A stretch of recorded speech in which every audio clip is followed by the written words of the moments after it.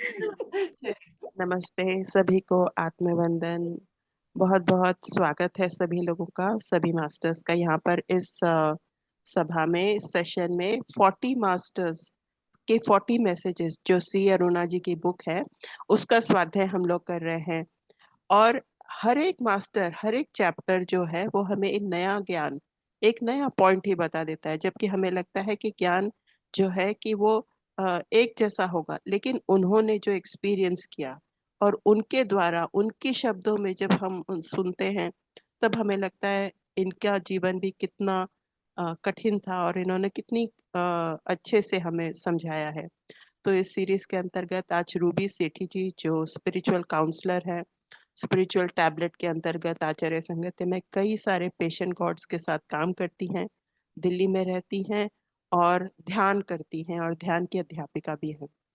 तो आज हम स्वागत करेंगे रूबी सेठी जी का, जो कि हमें एकलव्य के बारे में बताएंगी। और पहले बहुत दिल से रूबी सेठी जी, थैंक यू रूबी जी कि आप, मैंने बस एक बार कहा और आपने बोला yes I will come and do Eklavya, और आप तैयार हो गई। और over to you ma'am. Eklavya की जो विजडम है, जो कहानी है, हम जरूर सुनना चाहेंगे आपसे। Thank you ma'am Ruby and welcome. Thank you so much for inviting me. Thank you so much मुझे ये वंडरफुल अपॉर्चुनिटी देने के लिए। मैं ऐसा मौका जब मिले तो कैसे मैं मना कर सकती थी। जब यूनिवर्स हमें खुद ही चुनता है, एवरीथिंग इज प्लान। एंड ये बुक कई बार मेरे सामने आई है, कई बार इसका नाम मेरे आगे से क्रॉस किया है, बट मैंने इसको ना पढ़ा नहीं था, या अभी भी पूरा नहीं पढ़ा है। अभी एकलव्य का ही सुना है और कुछ सेशंस भी जरूर अब सुने हैं, और इसका एनर्जी को फील भी किया है। एंड डेफिनेटली अब आगे और पूरी किताब पढ़ेंगे। तो सबसे पहले मैं सी अरुणा जी का धन्यवाद करना चाहूंगी, जिन्होंने ऑटो राइटिंग से इस बुक को इतने सारे मास्टर्स के साथ कनेक्ट करके उनके मैसेजेस, जो एक डिफरेंट एंगल से उनकी जो लाइफ की स्टोरी थी हमारे सामने प्रस्तुत की। जो हम ये नहीं कहेंगे कि अंधेरे में थी, लेकिन उनके उस कमरे में बस लाइट नहीं चल रही थी। तो एक नया पहलू जो हमारे सामने आया हर एंगल से, उसको आज हम एकलव्य के बारे में जानते हैं। अब मैं हाथ जोड़कर एकलव्य जी की कॉन्शियसनेस को भी नमन भी करूंगी और उनको इनवाइट भी करूंगी, ताकि वो बने रहें और जो भी वो विजडम हम सबके साथ शेयर करना चाहते थे, किया है, उसको आज भी यहाँ हम सबके साथ वो साझा भी करें और उसको फ्लो भी होने दें। मैं आप सबका भी थैंक यू करती हूँ जो सेशन में है और जो यूट्यूब के माध्यम से अभी या बाद में भी जुड़कर इसको सुन रहे हैं सेशन को। Thank you for being with me. तो एकलव्य के बारे में जानना जरूरी क्या है? हम सिर्फ इतना ही जानते हैं कि वो इतना होनहार था जिसको अर्जुन भी हराने की क्षमता नहीं रखता था, और द्रोणाचार्य जी ने उनका अंगूठा ले लिया था ताकि सिर्फ अर्जुन ही बेस्ट धनुर्धर अनंत काल तक बना रहे। तो यही एक कहानी है जहां से उन्होंने अपना ये वाला जो अपना मैसेज देना स्टार्ट भी किया था। कहते हैं ज्यादातर लोग सिर्फ मुझे इसी कहानी के वजह से ही जानते हैं, लेकिन मेरे जीवन के और भी कई ऐसे पहलू हैं जो आप सबके लिए जानना अच्छा भी रहेगा और जरूरी भी है। तो उनको साझा करते हुए उन्होंने सबसे पहले अपना जो दिखाया, बताया कि वो कोई सिर्फ एक आम लड़के नहीं थे, वो एक ट्राइब के राजा के बेटे थे। यानी कि एकलव्य भी एक राजकुमार ही थे। जैसे अर्जुन राजकुमार थे, ठीक है, कोई राज्य छोटा होता है कोई बड़ा होता है, वो एक छोटे कबीले के राजकुमार थे, और उनके पिता वो भी ध्यानी ही थे, वो सब जानते थे।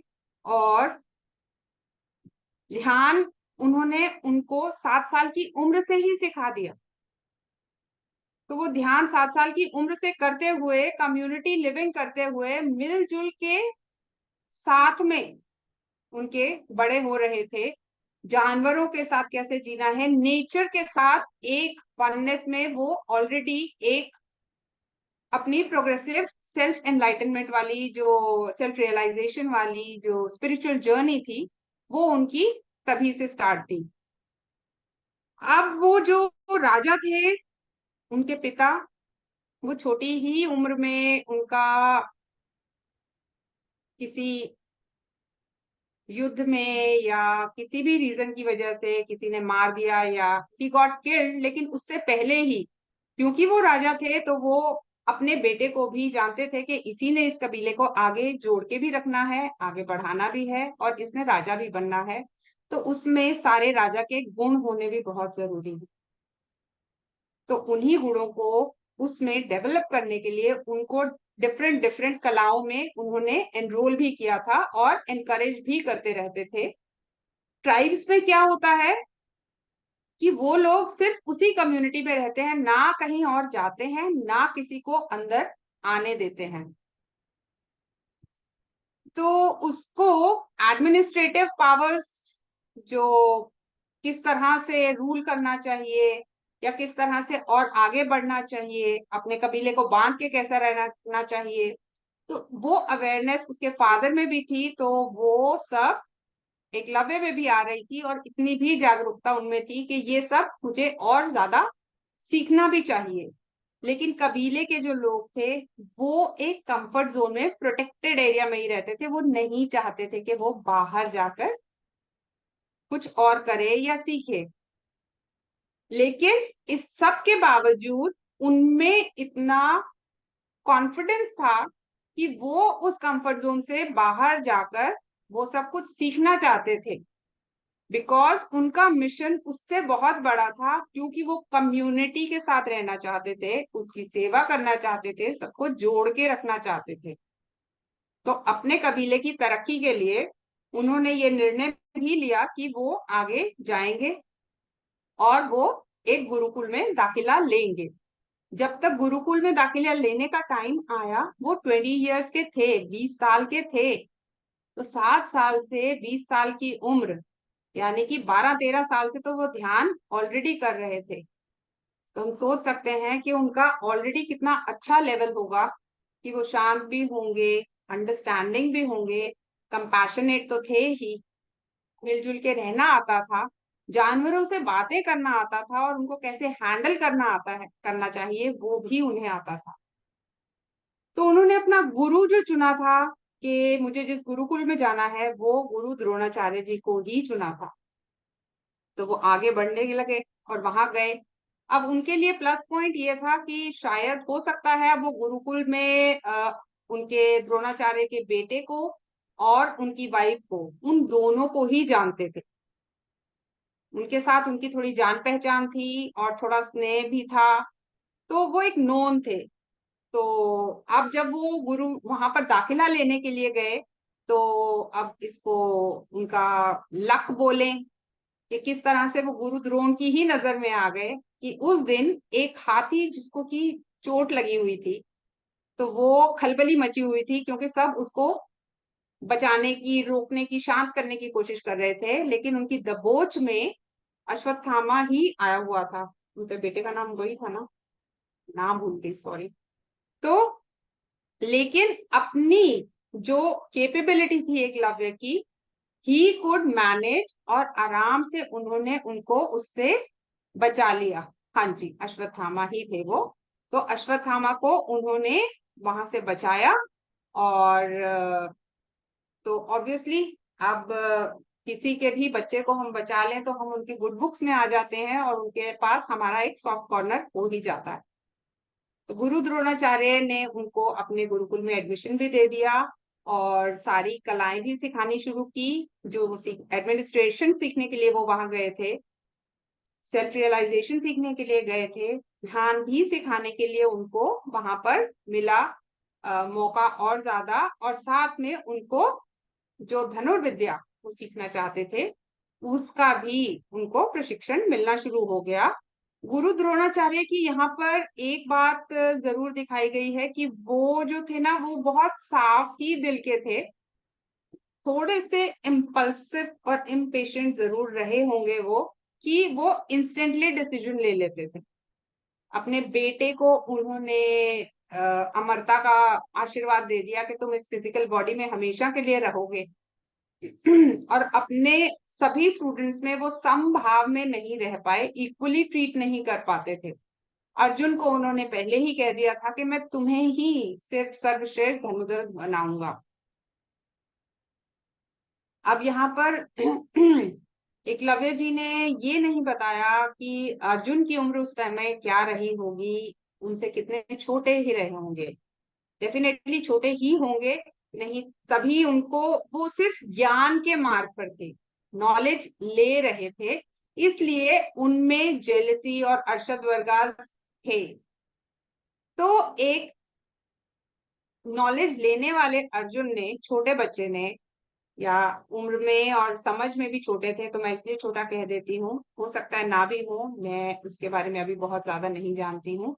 तो वो एक और इंसिडेंट वहां हुआ कि आवाज सुन के, एक दिन कुत्ते जंगल में भौंक रहे थे, तो एकलव्य को वो आर्ट आती थी, उसने सिर्फ आवाज सुन के दूर से तीर चलाए और वो डॉग के मुंह में गए और वो उसका भौंकना बंद हो गया। तो ये देख के अर्जुन हिल गया कि ये तो बहुत सीक्रेट कला है जो सिर्फ मुझे आनी चाहिए, गुरु द्रोणाचार्य ने इसको कैसे सिखा दी। तो गुरु द्रोणाचार्य को अर्जुन ने ही उस समय याद दिलाया कि सर, ये आपने मुझे वादा किया था, आप इसको ये विद्या नहीं सिखा सकते, अपने वचन को याद कीजिए और इसको यहाँ से जाने को कह दीजिए। तो गुरु द्रोणाचार्य को एकदम से कि हाँ ठीक है ठीक है ठीक है, मैं इसको भेज दूंगा, वो डिस्टर्ब हो गए उस टाइम पे, अपना वचन याद आ गया और इंस्टेंटली वो एकलव्य के पास गए, उन्होंने उनका अंगूठा मांगा और उन्हें वहां से जाने के लिए कह दिया। वो वहां से चले गए गुरु की आज्ञा का पालन करते हुए, लेकिन उनके मन में इच्छा तो वो विद्या सीखने की थी ही। तो मायूस जा भी रहे थे, लेकिन रास्ते में उनको ख्याल आया कि मैं तो एक ध्यानी हूँ, तो मैं ध्यान करता हूँ। तो उन्होंने वहां पर मिट्टी से गुरु द्रोण का एक पुतला बनाया, उसके सामने बैठकर ध्यान करना शुरू किया। जैसे उन्होंने ध्यान किया तो बहुत जल्दी उनको शिव जी के दर्शन हो गए और शिव जी ने उनको ये ब्रह्मा जी के पास भेजा कि जाओ आप उनको अपनी बात भी बताओ और उनसे पूछो कि क्या करना है। तो वो एस्ट्रली ही हो रहा था, सब मेडिटेशन में ही हो रहा था, वो बाहर जाकर कहीं नहीं कर रहे थे। तो मन में ही, ध्यान में ही उन्होंने ब्रह्मा जी से मिले। तो ब्रह्मा जी ने उनको सरस्वती जी के पास भेजा कि ज्ञान और शिक्षा और जो भी विद्या आपको चाहिए आप यहाँ लेने के लिए जाइए। सरस्वती माँ ने उन्हें अपने ही एक स्वरूप शारदा देवी के पास भेजा कि ये आपको सारी कलाएं सिखाएंगी जो आप सीखना चाहते हैं और जिनके आप लायक हैं। तो वो कमाल की बात यहाँ ये है कि जो विद्या अर्जुन ने फिजिकल वर्ल्ड में रहते हुए 7 साल में सीखी थी, वो सारी कलाएं एकलव्य ने 40 डेज में सीख ली एस्ट्रली। तो वो बहुत कितने बड़े लर्नर थे और कितना डीप में जा सकते थे, ये हम समझ सकते हैं और हमें समझना चाहिए। और मेडिटेशन के पावर को भी जानना हमारे लिए कि हम क्या क्या पा सकते हैं, कितनी गहराई तक जा सकते हैं, कितनी दूर तक समझ सकते हैं। मैम ये आप बंद कर दीजिए, मैं डिस्ट्रैक्ट होती हूँ इससे। Thank you so much. Thank you, sorry. नहीं नहीं, प्लीज आगे बढ़िए मैम, प्लीज आगे बढ़िए। या सॉरी। वो एकदम से वो क्लैश थोड़ा सा होता है तो it distracts. No no, please go ahead. Sorry, yeah sorry. तो यहाँ पर उन्होंने अपने ध्यान की यात्रा का भी हमें बहुत खूबसूरती से वर्णन किया। ये सारी कलाएं आने गई इससे पहले ही, जब वो वहां से निकले थे गुरु द्रोण के वहां से, तो वो इतने एडवांस हो चुके थे, उनके इमोशनल इतना बैलेंस हो चुका था कि वो अर्जुन को और गुरु द्रोण को समझ भी सके, उन्होंने उनको वैसे ही एक्सेप्ट भी किया और वो उनको एज इट इज माफ भी कर पाए।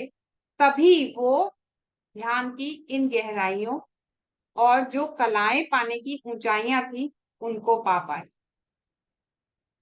क्योंकि कोई ब्लॉक रखकर आगे जाते तो शायद ये उनको नहीं मिल पाता। तो ये महानता है एकलव्य की जो हमने जानी है। तो एकलव्य ने आगे यही बोला कि वो जो ध्यान करना चाह रहे थे और आगे बढ़ना चाह रहे थे, वो सिर्फ कम्युनिटी की सेवा और सुरक्षा करने के लिए ही था। ये एक उन्होंने ये कहा कि उनकी जो कम्युनिटी थी वो भले ही छोटा सा कबीला था और भले ही उनको बहुत ज्यादा डीप ध्यान करना नहीं आता था, कुछ कुछ बातें ही जानते थे या जिस भी तरह से उनका एक प्रोसेस या तरीका रहा होगा, लेकिन वो उसी में सेटिस्फाइड थे और वो सब मिलजुल कर करते थे। तो ग्रुप मेडिटेशन का जो मैसेज हमें यहाँ पर मिलता है करने के लिए, केयरिंग और शेयरिंग का मिलता है, वही मैसेज हम तक एकलव्य जी भी पहुंचा रहे हैं सी अरुणा जी के थ्रू। जो ज्ञान उन्होंने पाया वो ज्ञान ने सबके साथ साझा भी किया, सबको सिखाया भी। तो ये आज भी देखा जाए तो उन्होंने अगर अंगूठा नहीं था तो क्या उनका निश्चय खत्म हो गया? उनका दृढ़ संकल्प था कि मैं भी धनुर्विद्या कर सकता हूं और मुझे एक अच्छा बनना ही है निशानेबाज। तो उन्होंने एक नया तरीका इजाद कर लिया किस तरह से एरो को पकड़ करके आगे शूट करने का। तो जैसे वो और आज के टाइम पर अगर आप गूगल करेंगे या कोई आर्चरी के ओलंपिक्स देखेंगे या कोई जो होते हैं कॉम्पिटिशन्स उनमें देखेंगे, तो जो तरीका एकलव्य दो उंगली के साथ पकड़कर तीर को शूट करने का किया था, वही अभी यूज होता है। वो यूज नहीं होता जो अर्जुन ने यूज किया था तीर को छोड़ने का। तो एकलव्य ने एक अनंत काल के लिए हिस्ट्री लिख दी किस तरह से हमने एरो को शूट करना है, जो हम पाना चाहते हैं। अगर हम उसको पूरी शिद्दत के साथ करना चाहते हैं, हमारा फोकस पूरा है, तो हमें पूरी एबिलिटीज मिली ही हुई हैं उसको किसी भी तरह से करने का। ये उन्होंने शो किया है। And we create our own reality, जो इसकी बुक के भी स्टार्टिंग में एक पेज भी है, तो वो यहाँ पर भी पूरा सार्थक सिद्ध होता है कि किस तरह से हम अपनी रियलिटी, अगर हम डिटर्मिन्ड रहे कि हम अनस्टॉपेबल हैं, हमें इस चीज को लक्ष्य को पाने ही पाना है। अब इसको पाने के लिए मैं क्या कर सकता हूँ, किस तरह से मैं लैंग्वेज या अपने वर्ड या अपना ध्यान अपना फोकस बनाकर चल सकता हूँ, तो वो मंजिल तो हमारे पास अपने आप आती है। इसका सबसे बड़ा एग्जाम्पल मेरे लिए एकलव्य ही है। मैं नहीं जानती जब मुझे अरुणा जी ने ये बोला करने के लिए तो क्यों मुझे ये इतना स्ट्राइक किया था उस टाइम पर। हालांकि देखने को लगा था अरे बाप रे इतना सारा है तो मैं करूं कि नहीं करूं, लेकिन मैंने कोई और स्क्रॉल करके देखा भी नहीं।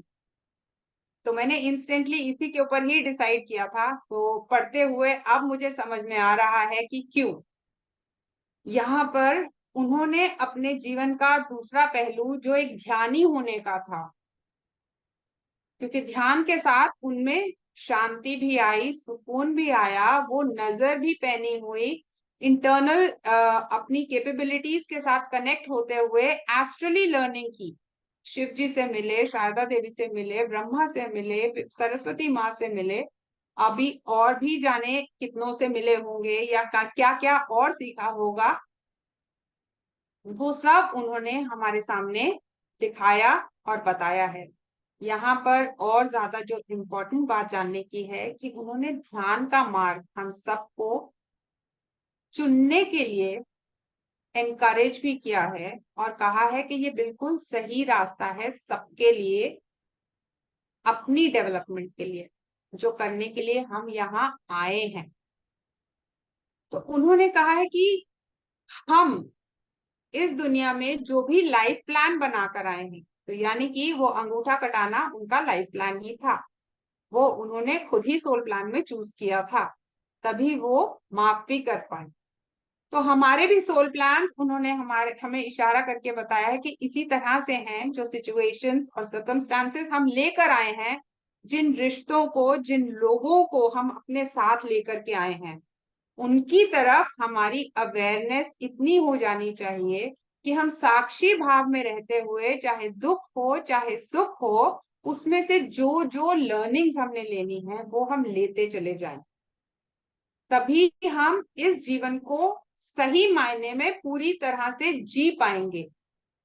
और अगर नहीं ये कर पाए तो इसका भी जवाब उन्होंने दिया है, और वो जवाब ये है कि अगर नहीं कर पाए तो मेरा क्यों खो गया? जिस तरह से ये क्यूब होता है, इसको हम मूव करते रहेंगे तो सॉल्व कर कर वापस तो वहीं पहुंच जाएंगे, लेकिन मैं दोबारा अगर इसको स्क्रॉल करके खराब करने लगूंगी तो एकदम सेम पैटर्न में मैं दोबारा इसको इसी तरह से अनस्क्रैम्बल नहीं कर पाऊंगी। कोई रंग कहीं हो सकता है, कोई रंग कहीं हो सकता है। तो यही उन्होंने नेचर के साथ में बताया है हमें, कि जो भी लोग हमारे साथ आए हैं हमें लेसन्स याद दिलाने के लिए, बताने के लिए, अगर वो जाग गए और उन्होंने कर लिया तो हम उनको दोबारा कैसे मिलेंगे अपने लेसन्स को पूरा करने के लिए। नेचर को ये पूरा का पूरा प्लान और पूरा का पूरा अरेंजमेंट करने के लिए कितना समय लगे कौन जाने, और जब तक वो समय नहीं लगेगा तब तक हमें वेट करना पड़ेगा। इसलिए वो हमें बहुत बहुत बहुत ज्यादा सीरियसली इस जगह फोकस करने के लिए कह रहे हैं कि इतनी अवेयरनेस के साथ जिए हम, कि जो हम कर रहे हैं उसमें से समझते हुए चलें कि क्या है, किस हमारा लाइफ पर्पस क्या है, हम करने क्या आए हैं, हमने ये जन्म लिया क्यों है। दूसरी बात जो उन्होंने ध्यान के साथ हमें जानने के लिए कही है, कि ध्यान करते हुए ये जानना है कि, क्योंकि ध्यान जब हम करेंगे तो हमें एक्सपीरियंसेस डिफरेंट भी होने लगते हैं, किसी को फीलिंग्स आती हैं, किसी को विजन्स आते हैं, किसी को सपने आते हैं, कुछ भी हो सकता है, कोई डायमेंशन ट्रैवल भी करता है। उसको उन्होंने बहुत सीरियसली फोकस पे में भी रहने के लिए यहाँ भी हमें कहा है कि अगर कोई पास्ट लाइफ का एक्सपीरियंस आपके पास आ रहा है तो उसको भी एक्सेप्ट कीजिए, वहां जाने दीजिए, अपने आप को रोकिए नहीं। नॉर्मली पास्ट लाइफ रिग्रेशन या पास्ट लाइफ का नाम आते ही क्यों, क्योंकि वो नेगेटिव एसोसिएशंस की तरफ हम जाते हैं। तो एकलव्य जी यहाँ पर हमें ये याद दिला रहे हैं कि पास्ट में जाकर अपने जो ज्ञान आप पहले का अर्जित करके आए हुए हैं उसके साथ अपना कनेक्शन वापस से रीबिल्ड कीजिए, ताकि आप यहाँ से आगे और बेटर वे में जा सके। भाई क्या पता मैं वो कोई ऐसी किताब है जो मैं पढ़ के ही आई हुई हूँ पहले के लिए, अगर मैं कनेक्ट करके याद कर लूंगी तो अब मुझे वो पढ़नी नहीं पड़ेगी, मैं किसी और को पढ़ सकती हूँ, या शायद वो इतनी याद आ जाए कि मैं कितना अच्छे से उसको समझा सकूं। तो ये बात के लिए उन्होंने बहुत बहुत बहुत ज्यादा जोर दिया है कि पास्ट लाइफ्स के साथ अपना कनेक्शन बनाने के लिए अपने आप को फ्री कर दीजिए, बांधिए नहीं। एक और चीज जो उन्होंने कही वो ये कही कि अपने आप को दूसरे वर्ल्ड्स में भी जाने की परमिशन दे दीजिए। हम सब डायमेंशनल बीइंग्स हैं, हम सब जानते हैं, बहुत सारी गैलेक्सीज हैं, वर्ल्ड्स हैं, ये भी हम सब जानते हैं। तो कई बार कहने को ये भी लगता है अरे डर गई या वो हो गया, तो वो कह रहे हैं कि देखिए information is everywhere, it is just कि अब यहाँ के लोग उसको डिकोड ग्रेजुअली कर रहे हैं। अब किसी एक इंसान ने, छोटा सा एग्जांपल ही लेते हैं कि एक इंसान ने डिकोड करके मोबाइल फोन बना लिया, नहीं दिख रहा कोई बात नहीं, तो मोबाइल फोन उसने बनाया, उसने उसको डिकोड किया, लेकिन उसने डी कोड करके मोबाइल फोन बना के यहाँ पर सबके लिए, हमारे लिए लाइफ कितनी आसान कर दी। हम सब उसको डी कोड करने नहीं गए कि मोबाइल फोन बना कैसे, हम वहां से स्टार्ट हुए जहां से उसने वो फोन बना दिया। तो इसलिए वो हमें ये कह रहे हैं कि दूसरे वर्ल्ड्स में जाकर वहां का रहन सहन, खान पीन, बातचीत का तरीका, उनकी टेक्नोलॉजीज, अगर आप अपने आप को अलाउ करते रहेंगे ध्यान के रास्ते जाकर करने का, तो आप जाकर वो इंफॉर्मेशन लाकर यहाँ पर कितनी उन्नति कर सकते हैं। तो वो हमें निडरता के साथ जागते हुए, सोते हुए, ध्यान में, हर एंगल में वैसे ही जीने के लिए प्रेरणा दे रहे हैं। तो क्या ये प्रेरणा सबको पसंद आई? सब करना चाहेंगे?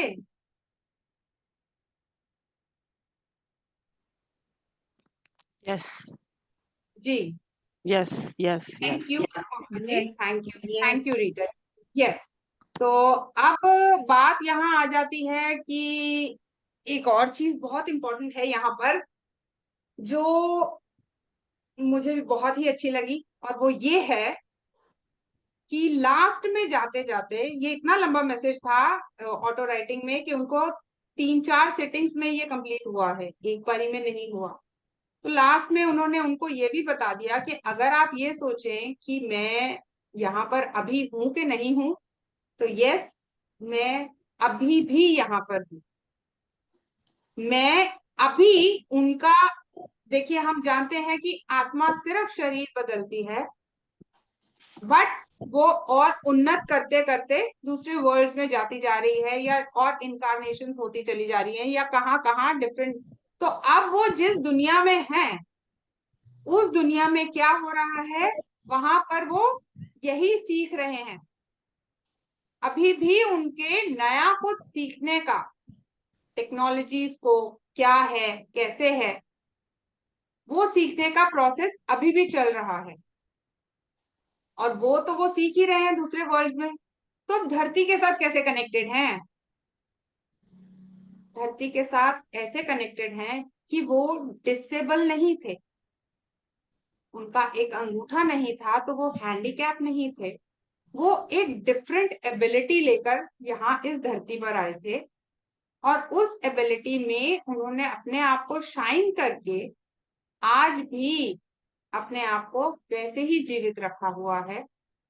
तो वही काम वो आज भी कर रहे हैं कि इस दुनिया में जो भी ऐसे लोग आ रहे हैं अपने बहुत ही चैलेंजिंग और डिफिकल्ट लाइफ प्लान्स लेकर, जिसको हम एक डिफरेंटली एबल्ड कहकर कहेंगे, वो उनकी मदद कर रहे हैं, उनका समर्थन कर रहे हैं, उनका साथ दे रहे हैं। तो वो शायद कहीं ना कहीं मेरा भी साथ दे रहे हैं। तभी मैंने उनको चुना। तो ये मेरे लिए सबसे प्यारी चीज थी जो मेरे को इस पूरे मैसेज के एंड में आकर समझ में आई। एंड इसके लिए मैं सबसे ज्यादा थैंक यू करती हूँ अरुणा जी, जो आपने मुझे ये मौका दिया कि मैं एकलव्य जी की इस मैसेज को पढ़ पाऊं, समझ पाऊं, और आप सबके साथ साझा कर पाऊं। तो इसी के साथ मैं आपको अब धन्यवाद करती हूँ, विराम लेती हूँ। आप कोई और कुछ कहना चाहेगा, जानना चाहेगा, सुनना चाहेगा, शेयर करना चाहेगा, तो आप सबका स्वागत है। जी मैम, रूबी जी, आपने अपने एक एक शब्द अपने दिल से निकला है, इसीलिए हम लोग इतने रैप्ट अटेंशन में आपको सुन रहे थे। और बहुत बहुत धन्यवाद जी। हम इस पे चर्चा जरूर करेंगे, पर एक थोड़ा सा बनाया हुआ है हमने कि जो हमने इस डिवाइन मास्टर का मैसेज सुना, तो उस वो एनर्जी रहती है जैसे आपने कहा। तो हम थोड़ी देर, बस 3-4 मिनट आंखें बंद करके कि हमारे लिए, इस ग्रुप के लिए या किसी के लिए भी हमारे लिए क्या संदेश है एकलव्य जी का, या हम उससे क्या निचोड़ लेना चाहते हैं। तो कुछ ही देर के लिए मैं थोड़ा सा म्यूजिक लगाऊंगी, हम आंखें बंद करेंगे और उसके बाद फिर चर्चा जारी रखेंगे।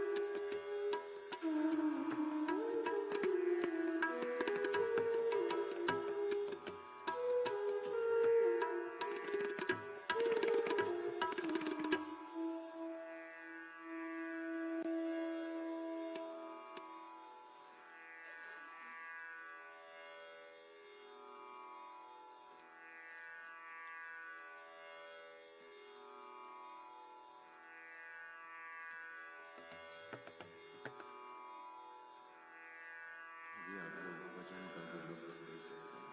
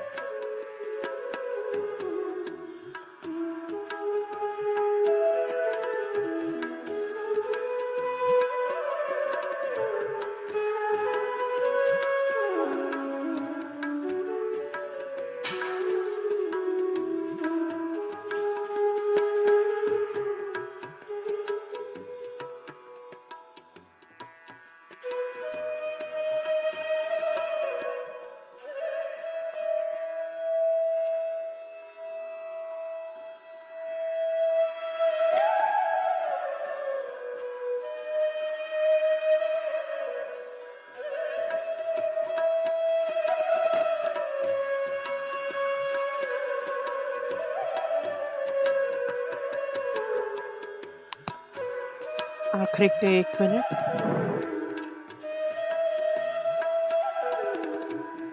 इस अधारण प्रतिभाशाली एकलव्य के साथ जुड़ने का आज मौका मिला। रूबी जी ने हमें बहुत अच्छे शब्दों में उनकी जीवन कथा, लाइफ डिजाइन समझाई।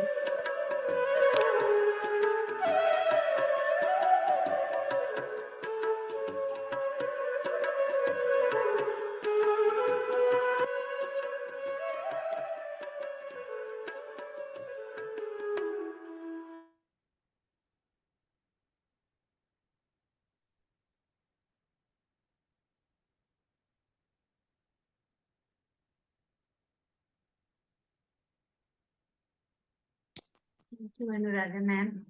Thank you so much ma'am. हाँ, और अब किसी को कुछ कहना हो, जोड़ना हो एकलव्य की कहानी जो हमने सुनी, तो मोस्ट वेलकम मैम।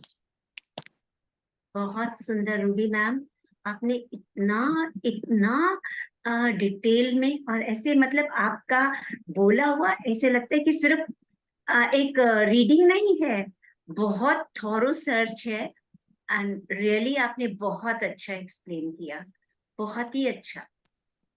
एंड जो मुझे इसमें थोड़ा सा ये लगता है कि अगर अपनी इंटेंशंस प्योर हैं और हमारी लर्निंग सिर्फ सेल्फ मोटिव नहीं है, सोसाइटी के लिए है, तो मेरे ख्याल से all divine powers are there to help us.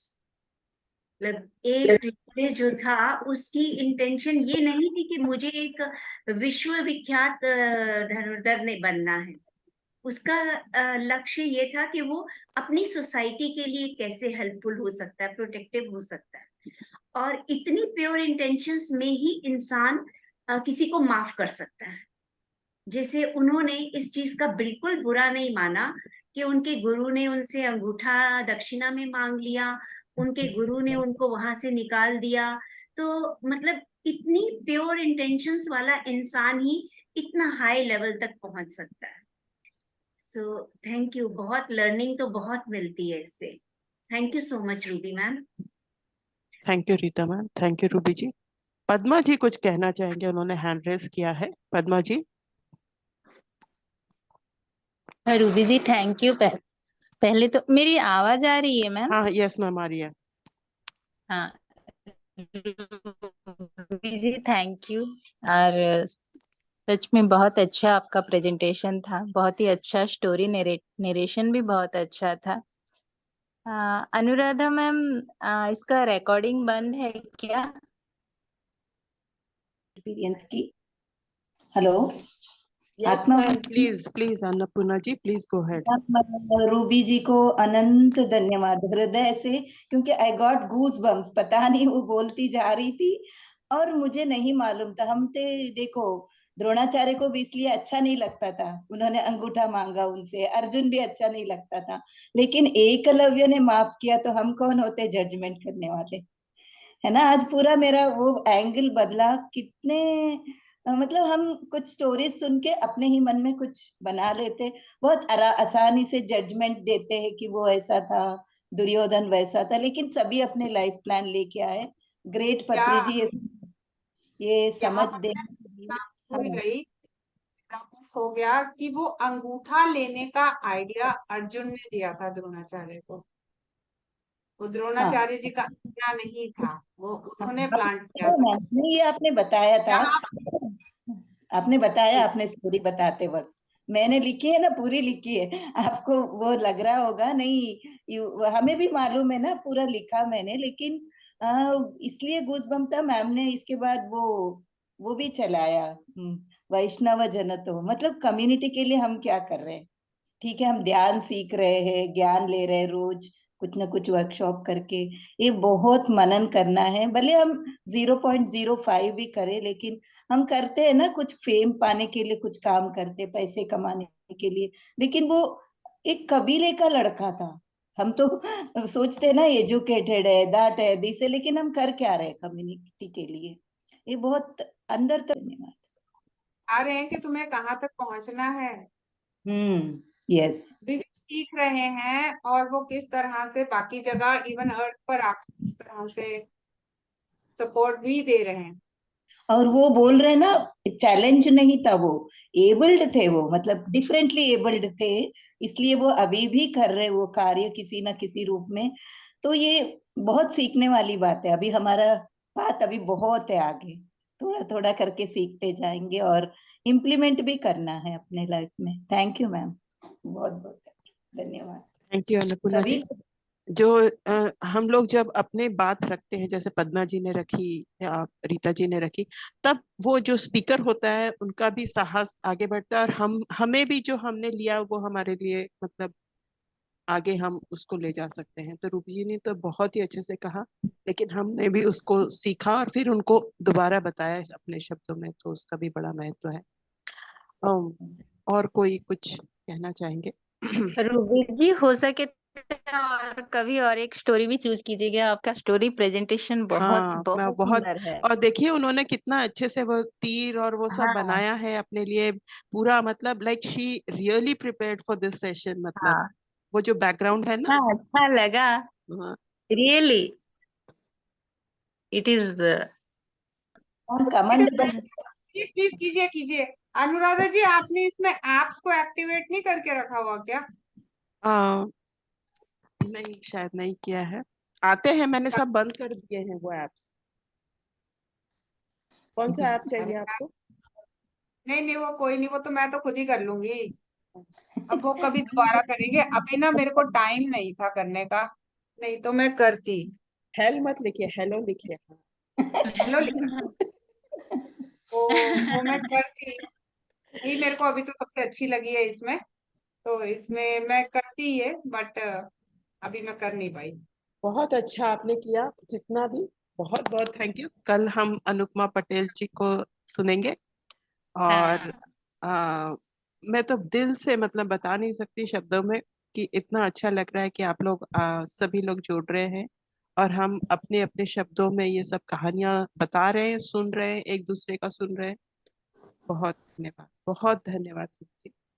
I don't have words. Thanks to Ruby ma'am and thanks a lot to thank you Padma ma'am. ma'am for a या very पद्मा मैम जी ने thank you इस ruby ma'am. कहानी को बिल्कुल सही हमेशा तरीके से बताया। हमेशा ये इतनी डीप इंसाइट देती है ना, हाँ मतलब she has so much knowledge, और वो इतनी हाँ सिंसियरली सारे सारे टॉपिक्स को पढ़ के तब आती हैं, जिसका हाँ भी लेसन हो वो पढ़ के आती हैं, और इतने अच्छे से एक्सप्लेन करती है ना, कुछ भी हम लोगों से छूट जाए तो उनको सब कुछ पता होता है कि कहाँ क्या कहना है। थैंक यू सो मच ठीक। To all of you. Thank तो मैं उनको कहती हूँ, इस ग्रुप के जो मेन मेंटोर हैं वो पद्मा जी ही हैं। मैं रूबी जी नहीं और जो मैम, है मुझे तो नहीं, आज कैसे आप चुप रहिए, क्योंकि वो ही हमें नहीं मैम, सब कुछ मैं आप सभी को मार्गदर्शन करते आज हैं। मुझे क्या फील हुआ मैं आपको पर्सनली बोल रही हूँ। मैं और अनुराधा मैम एक छोटी सी आइडिया लेके निकले थे, जैसे एक छोटी सी नदी, देखिए गंगा जहाँ एक छोटी सी के साथ मिल जाती है ना, ऐसे देखिए एक मास्टर का नॉलेज के साथ हम जा रहे थे कृष्ण भगवान के,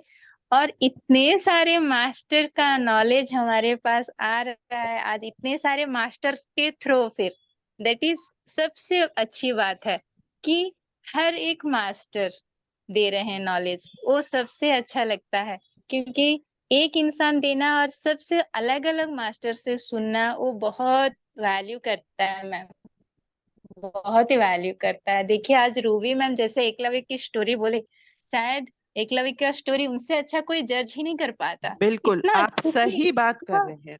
बिल्कुल। रियली मुझे तो ऐसा लगा कि ये स्टोरी कोई स्टोरी टेलिंग कंपटीशन में मैम बोल रहे हैं कोई, इतना अच्छा से, इतना हम तो ऐसे ही बोल देते हैं, लेकिन मैम आज बहुत ही अच्छे से बोले, बहुत ही। सच में मेरे from my bottom of my heart I am thankful to you ma'am. आज आप आए और इतना अच्छे से स्टोरी को प्रेजेंट किया हम सबके सामने, और और मैम ये ये मेरा आप ही का रिक्वेस्ट ग्रुप है, हम लोग कम से कम है। 50 to 60% यही है, कॉन्फ्लुएंस ग्रुप के ही है यहाँ पर। हाँ, और कुछ कुछ लोग जो है हमारे आस पड़ोस के भाई बहन रिश्तेदार, इस तरह हमने जोड़े हैं। आप ही का ग्रुप और है ये मैम, मेरा बने हम्बल रहिए। रिक्वेस्ट है कि आप और एक स्टोरी के साथ प्लीज आइएगा इस जी मैम। प्लेटफॉर्म में, हम सब सुनने के लिए पूरा तैयार श्योर। हैं। Thank you ma'am. Thank you ma'am. Thank ma'am you. Madhulin thank you. Ma'am video on करें, मधुलिन मैम आप भी कुछ हाँ, बोले। चुप अनुपमा मैम भी कुछ बोले चुप जल्दी। बुला रही है, चुप क्यों बुला रही है, बताओ। अच्छा नहीं नहीं मैम, आपका फोकस उन पे रखने के लिए मैंने वो किया था। मैं तो बाकी सबको भी कह रही हूँ, रीटा जी आप एम ही वीडियो बंद, आपने रिकॉर्डिंग क्यों बार बार ऑन कर देते हैं अनुराधा मैम, बंद करना। अच्छा, थैंक यू सभी।